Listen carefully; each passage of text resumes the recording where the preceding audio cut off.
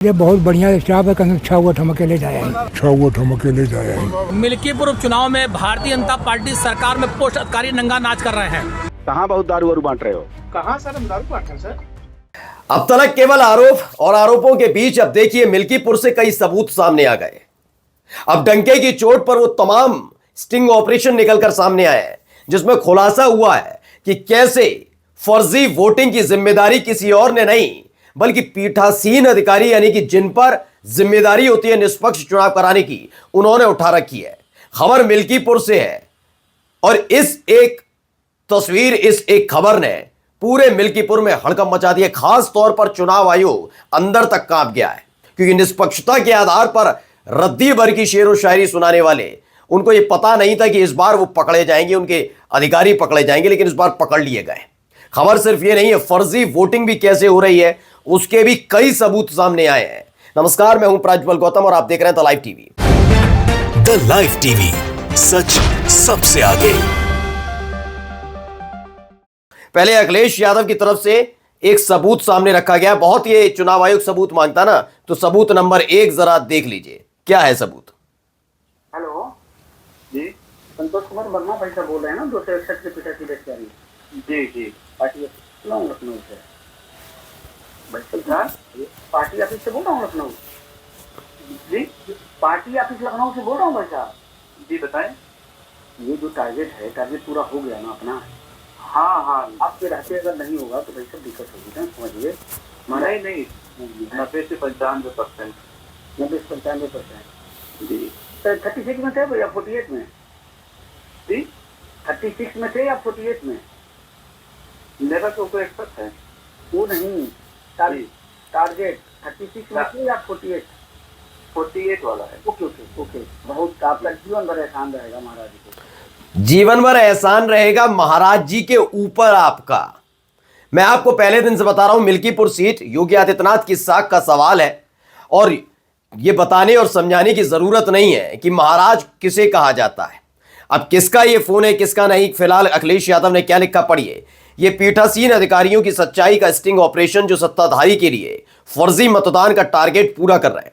इनके बूथों पर तुरंत चुनाव रद्द किया जाए और इन्हें प्रथम दृष्टया ऑडियो सबूतों के आधार पर निलंबित किया जाए और फिर उचित न्यायिक कार्रवाई के बाद बर्खास्त भी। अधिकारियों की चुनावी धांधली और हेराफेरी की ऐसे और भी वीडियो ऑडियो आ रहे हैं। जब इनकी नौकरी जाएगी और समाज में बदनामी होगी, शायद तब इनका ईमान और जमीर जागेगा। सरकार इनका इस्तेमाल करके अपना हाथ झाड़ लेगी, तब ये जेलों में होंगे और अपने समाज, परिवार और बच्चों की नजर में अपमान की जिंदगी जिएंगे। हम उन सब ईमानदार और सच्चे अधिकारियों की प्रशंसा करते हैं जिन्होंने भाजपा पार्टी ऑफिस से दिए गए फर्जी मतदान के टारगेट को मानने से इनकार कर दिया। सर्वोच्च न्यायालय और निर्वाचन आयोग लोकतंत्र के ऐसे दुश्मनों का तत्काल संज्ञान लेंगे। अखिलेश यादव की तरफ से ट्वीट किया गया है और ये वाकई अपने आप में बड़ी बात है कि कौन सा ऐसा टारगेट था, किसने टारगेट दिया था, कौन है महाराज, किसको कहा जाता है महाराज, इस सारी चीजों का पता होना चाहिए। और किस पीठासीन अधिकारी ने किया, वह तुरंत तत्काल ही चुनाव रद्द करके दोबारा कराना चाहिए, क्योंकि समय ऐसा बीत गया है कि अब तक ये अपने टारगेट को पूरा करने का दावा कर रहा है कि 98% तक इसने अपना टारगेट पूरा किया है। यानी कितने बड़े पैमाने पर धांधली हुई कर की है, इसका सबूत इसने खुद दिया। लेकिन वो सिर्फ अकेला नहीं है, अब खाकी में बैठा हुआ ये आदमी भी देख लीजिए कैसे अखिलेश यादव के नाम पर बदतमीजी उगलने का काम कर रहा है और कैसे घुटने इसने टेक दिए बीजेपी के सामने। सुनिए जरा। कहाँ बहुत दारू बांट रहे हो? कहाँ सर हम दारू बांट रहे हैं सर? कुछ गालियां भी हैं दोस्तों। प्रदीप तुमको कितनी बार चेतावनी दे चुका? अरे सर मैं घर पे हूँ, मैं ऑन कैमरा हूँ सर। साहब चुप मार के शांत हो जाओ। सर मैं ऑन कैमरा घर पे बैठा हूँ।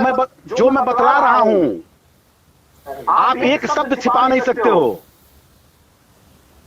नहीं सर, ऐसी कोई बात ही नहीं है सर। दिमाग मत खराब हो।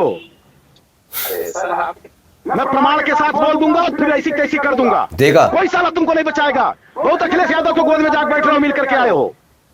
नहीं सर मैं तो विधायक के साथ था, रामचंद्र जी के साथ लद्दाख में। मिट्टी मिला दूंगा तुम जो अखिलेश यादव से मिलकर आओ। पूरी गाली गलौज देखिए कितना सभ्य आदमी है ये दरोगा। मुझे पढ़ाने का प्रयास मत कर। अब सुन लिया आपने, ये गुंडे मवाली और लंपटों की जरूरत नहीं है। जब ऐसे गुंडे मवाली जैसे खाकीदारी पाल रखे, मैं पाल शब्द का इस्तेमाल करूंगा, पाल रखे उत्तर प्रदेश पुलिस ने। ये मवाली लैंग्वेज बात करता है, ये अपने परिवार, अपने जो घर के सदस्य उनसे भी ऐसे ही बात करता होगा शायद। ये गुंडा मवाली है, ये खाकी के भेष में गुंडा मवाली और लंपट है ये। सोचिए, पूर्व मुख्यमंत्री के लिए इस तरह की शब्दावली का इस्तेमाल करता है ये मवाली, खाकी के भेष में दरोगा बनकर घूमने वाला। ये इससे बड़ा गुंडा आप मान सकते हैं? और यकीन मानकर चलिए, जो ये कर रहे हैं ना, इसे लोकतंत्र की हत्या किया कहा जाता है, और लोकतंत्र की हत्या का मतलब होता है देशद्रोह। ऐसे इंसान के खिलाफ जो देशद्रोह कर रहा है, उसके खिलाफ क्या कार्रवाई होनी चाहिए आप खुद समझ सकते हैं। ये अपने आप को पुलिस वाला कहता है, मैं कहता हूं कि ऐसा पुलिस वाला है तो न्याय की उम्मीद हो ही नहीं सकती, जो गुंडा है, जो मवाली है। खैर, आगे मैं खबर दिखाता हूं और क्या क्या हो रहा है वहां पर, जरा सुनिए। वहां स्थानीय पत्रकार हैं, उन्होंने बीजेपी के एक नेता से बात की, उन्होंने क्या कहा।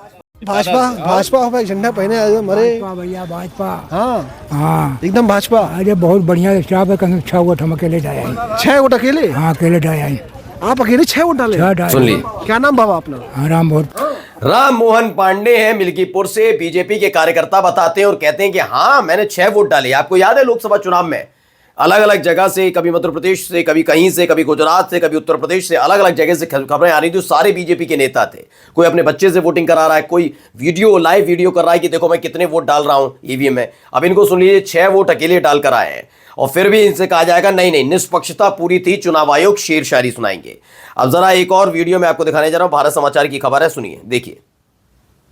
प्रत्याशी अजीत प्रसाद ने कुछ लोगों को ट्रेस किया है जो फर्जी मतदान कर रहे थे।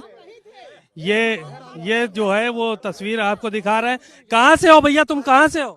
है ना, कहाँ से हो? यहाँ अमानीगंज आप कार्यालय यहीं से। हम कहीं बाहर थोड़ी, हम ड्राइवर गाड़ी लेके, हम गाड़ी हमारी है आईडी में, हम सामने आगे बढ़ी है। नहीं, ये मतदान करने के लिए बिना आईडी के गए थे, वहाँ पे किसी ने लगाया गया था आपको? रुकिए हम बात करवा रहे हैं। क्यों भैया, कहाँ के रहने वाले हो? हम यहीं के रहने वाले भैया, रुक जाइए बस। तो अब अजीत प्रसाद जो अवधेश प्रसाद के बेटे हैं उन्होंने पकड़ लिया और उसके बाद देखिए तो यहाँ पे वोट, तो देखिए ये फंस गया बेचारा, परेशान, अपने आप में लगातार अलग अलग जगह फोन करता हुआ नजर आ रहा है। अखिलेश यादव लिखते हैं, मिल्कीपुर उपचुनाव में रायपट्टी अमानीगंज में फर्जी वोट डालने की बात अपने मुंह से कहने वाले ने साफ कह दिया कि भाजपा सरकार में अधिकारी किस तरह से धांधली में लिप्त हैं। निर्वाचन आयोग को और क्या सबूत चाहिए? फिलहाल कितने सबूत चाहिए होते हैं इसके बारे में तो खुद योगी अखिलेश यादव को भी सोचना होगा कि ऐसी ही तस्वीरें निकलने का। डॉक्टर लक्ष्मण यादव ने ये वीडियो ट्वीट भी की। उन्होंने कहा कि लगातार फर्जी मतदान की खबरें निकलकर सामने आ रही हैं। अब सुनिए पवन पांडे हैं, वो क्या कुछ कह रहे हैं। पूर्व मंत्री हैं, अखिलेश सरकार में मंत्री रहे, उन्होंने क्या कुछ कहा। मिल्कीपुर उपचुनाव में भारतीय जनता पार्टी सरकार में पोस्ट अधिकारी नंगा नाच कर रहे हैं। सारे बूथों पर इनके प्रशासनिक अधिकारी गुंडाई करके फर्जी वोट डलवा रहे हैं। आपने देखा देवेंद्र पांडे इसको किस तरह से गाली बक रहे हैं। देखो, गालीबाज दरोगा और इनके सारे अधिकारी इसी तरह से फर्जी वोटिंग कराकर पूरे चुनाव को प्रभावित किए हैं। अगर प्रशासन को यही करना था, आदर्श आचार संहिता का उल्लंघन करना था, तो चुनाव कराना ही नहीं चाहिए था। तो नाराजगी तो होगी। इस तरह की तस्वीरें निकलकर जब सामने आएंगी तो इस तरह की बिल्कुल नाराजगी बनती भी है। क्या हो रहा है क्या नहीं हो रहा। अब चलिए आपको दिल्ली लेकर चलते हैं। ये महिला क्या कुछ कह रही है, सुनिएगा। नमस्कार, मैं निगम पार्षद डिम्पल आहूजा, वार्ड 104 से।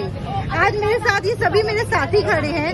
इन सबका वोटर आईडी कार्ड काट दिया गया है। ये वोट डालने के हक नहीं रखते। देखिए इनके पास वोटर आईडी कार्ड भी है। तो वोटर आईडी कार्ड लेकर पहुंचे लेकिन वोट नहीं डालने दिया गया। आपका ट्वीट। बीजेपी ने चुनाव आयोग के साथ मिलकर उन लोगों के वोट काट दिए जो सालों से दिल्ली में रह रहे हैं। बीजेपी के इन सारे हथकंडों का करारा जवाब देने के लिए ज्यादा से ज्यादा संख्या में घरों से निकलकर झाड़ू का बटन दबाएं, यह अपील की जा रही है। अब देखिए दयाशंकर मिश्रा है, उन्होंने एक खबर को ट्वीट किया है। द इंडियन एक्सप्रेस देखिए, vote for progress, Dainik Bhaskar देखिए, कमल का बटन दबाएं। तमाम खबरें सोचिए अखबारों में इस तरह के विज्ञापन अपने आप में आचार संहिता का उल्लंघन है। जिस दिन वोटिंग हो, आज के अखबारों में केवल बीजेपी के ही विज्ञापन है। चुनाव आयोग ने कहा था कि मतदान के दिन विज्ञापन नहीं होंगे, बजट में दिल्ली का जिक्र नहीं होगा, लेकिन बीजेपी के विज्ञापनों में दनादन बजट का प्रचार हुआ है और यह बताता है कि कितने निष्पक्ष चुनाव किए जा रहे हैं। तो ये सारी तस्वीरें खबर निकलकर सामने आई। मिल्कीपुर उपचुनाव से लेकर दिल्ली तक हर तरफ सिर्फ एक ही शोर सुनाई दे रहा है, धांधली धांधली और धांधली। नमस्कार।